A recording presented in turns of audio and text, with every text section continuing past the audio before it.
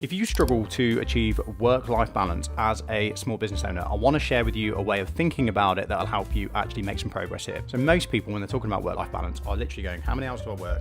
How many hours do I not work? And that is the equation of work-life balance. Now, the problem with a small business owner and that metric is entrepreneurs and business owners like working. Like, we wouldn't be in business if we didn't. We actually get a kick from working and making things happen. So to just say we don't have to work as much, we'd get bored, we'd get fed up, and we'd naturally find ourselves working on the next thing.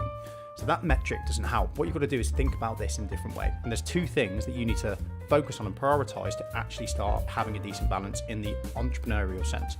The first thing you've got to think about is your non-negotiables. So instead of thinking about how many hours do you not want to work, you've got to think about what's the minimum things that you want in your life so that you still enjoy it alongside your business. And typically this is going to come across social relationships, health, and adventure. So for me and my partner, we want to go and do something different at least once a quarter, once every 12 weeks. We want to go and have a date night, and we want to go to the gym 4 or 5 times a week. So instead of thinking how little do we want to work, we think how do we fit those things in around the work so we don't feel guilty when we are working. So that's the first thing you've got to think about, your non-negotiables. And by the way, having that conversation with your partner and your family can really help change the dynamic. Because if your partner says, I just want you to work less, and you just want to work more, there's a clash. But if you're like, what do we actually want? And they're like, we want to go out once, twice a week, whatever it might be, then actually we've got something to work towards. The second thing that I want you to think about as a entrepreneurially minded person is how do you get away from and how do you make yourself redundant from the work that you don't enjoy? As your business develops and grows, you'll actually spend more of your time doing shit that you don't want to do and that you should probably employ somebody else to do or systemize off your plate. It's very easy for you as a business owner to let that stuff build up, and then you're doing loads of work that you hate, which actually takes you away from doing the work you love, which is growing